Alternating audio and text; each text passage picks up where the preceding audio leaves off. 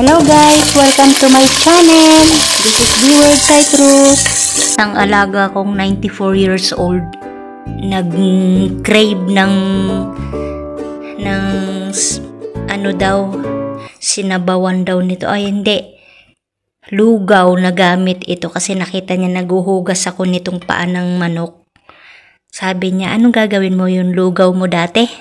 Sabi ko, hindi kasi mainit ngayon. Pero sabi niya, okay. Tapos sabi ko, sa loob ko, ay parang na ano ako, sige na nga, lugaw na lang yung gusto niyang gawin. Kasi dapat gagawin ko to, yung parang adobo.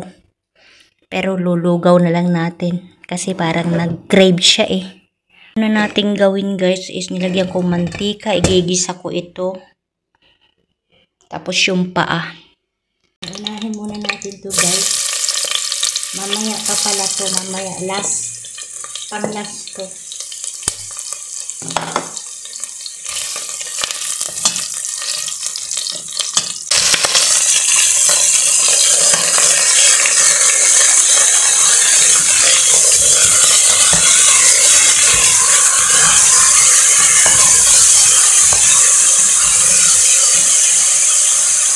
Lutuin lang muna natin siya ng konti bago natin siya lagyan ng tubig guys. Lutuin muna natin siya.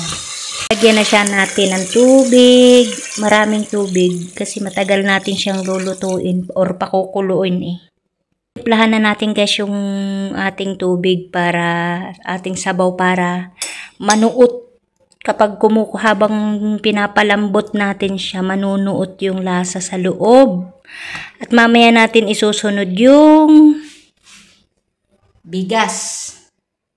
Pakulo tayo guys ng ating manok para sa ating soup. Kailangan alisin natin yung ibabaw, yung pinaka-bubbles niya yan guys. O kasi ano yan eh, hindi parang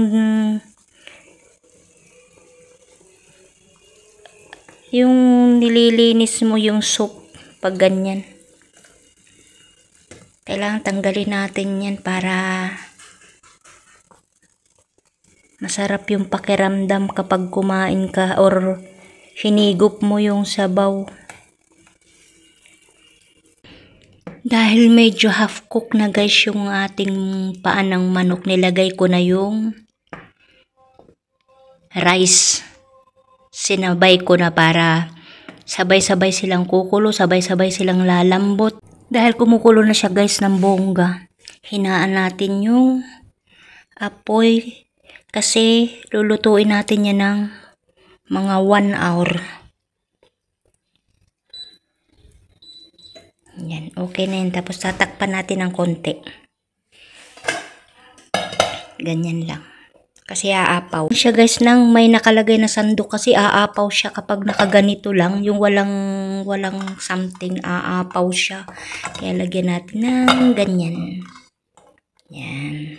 Dahil luto na siya guys, pero pa kukuluan ko pa siya ng mga 20 minutes. Pero luto na siya, pwede na. Kaya lang gusto ko mas malambot yung klase ng buto na talagang laman, hihilahin mo lang. Lalagyan natin ng parsley. Konting parsley para malinamnam. Tapos ito guys, pang last. Hindi ko siya sinabay. Nagsabay ako yung kulay puti kasi may sibuyas na naman ako dito. Tapos na siya guys, luto na.